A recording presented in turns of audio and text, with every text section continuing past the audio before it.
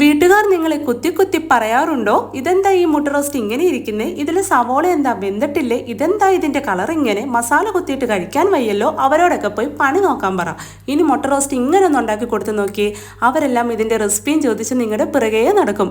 അതിനായി ചട്ടി അടുപ്പത്ത് വെച്ച് 4 ടേബിൾ സ്പൂൺ എണ്ണ ഒഴിച്ച് ഈ എണ്ണ ഒന്ന് ചൂടായി വരുമ്പോൾ ഇതിലേക്ക് 1 ടീസ്പൂൺ കടുക്, 1 ടീസ്പൂൺ പെരിഞ്ചീരകം, ഇനി ഇതെല്ലാം എണ്ണയിൽ കിടന്ന് മൂത്ത് പൊട്ടി വരുന്ന സമയത്ത് ഇതിലേക്ക് 1 പിടി കറിവേപ്പില, 2 ടേബിൾ സ്പൂൺ കാശ്മീരി മുളക് പൊടി, 2 ടേബിൾ സ്പൂൺ മല്ലിപ്പൊടി, 1.5 table spoon chicken masala, 1 teaspoon മഞ്ഞൾപ്പൊടി. മസാലയെല്ലാം എണ്ണയിലേക്ക് ഇട്ട് കഴിഞ്ഞാൽ തീ സിമ്മിലേക്ക് മാറ്റിയേക്കണം. അങ്ങനെ ചെറു തീയിൽ കിടന്ന് മസാലയെല്ലാം മൂത്ത് പച്ചമുളകൊക്കെ ഒന്ന് മാറി വരുമ്പോൾ നൈസായിട്ട് സ്ലൈസ് ചെയ്ത് വെച്ച മീഡിയം വലുപ്പത്തിലുള്ള 2 സവോള അരിഞ്ഞതും, ചെറിയൊരു തക്കാളി ചെറുതായി അരിഞ്ഞതും, എരിവിനാവശ്യത്തിന് പച്ചമുളക്, 1 ടേബിൾ സ്പൂൺ ഇഞ്ചി വെളുത്തുള്ളി പേസ്റ്റ്.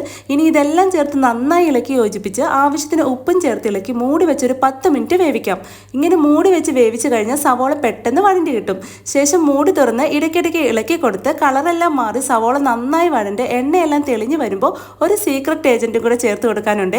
ഇതാണ് നമ്മുടെ മുട്ട റോസ്റ്റിന് ടേസ്റ്റ് വേറെ ലെവലിൽ എത്തിക്കുന്നത്. വേറെ ഒന്നുമല്ല, 1/2 ടീസ്പൂൺ പഞ്ചസാരയും ചേർത്ത് കൊടുത്ത് നന്നായി വഴറ്റി മസാല ഈ ഒരു കളറിലെത്തുമ്പോൾ പുഴുങ്ങി വരഞ്ഞു വെച്ച മുട്ടയും ചേർത്ത് കൊടുത്ത് മുട്ടയുടയാതെ ഗ്രേവിയിൽ പൊതിഞ്ഞെടുത്താൽ വായിലിട്ടാൽ അലിഞ്ഞു പോകുന്ന മുട്ട റോസ്റ്റ് റെഡി. അപ്പോൾ എല്ലാവരും ഒന്ന് ട്രൈ ചെയ്ത് നോക്കണേ. ഇതേപോലുള്ള ഈസി ആൻഡ് ടേസ്റ്റി റെസിപ്പീസിന് ഈ പേജ് ഫോളോ ചെയ്യാനും ലൈക്ക് ചെയ്യാനും മറക്കല്ലേ. ഇത്തരം ഈസി ആൻഡ് ടേസ്റ്റി റെസിപ്പീസുമായി നമുക്ക് വീണ്ടും കാണാം.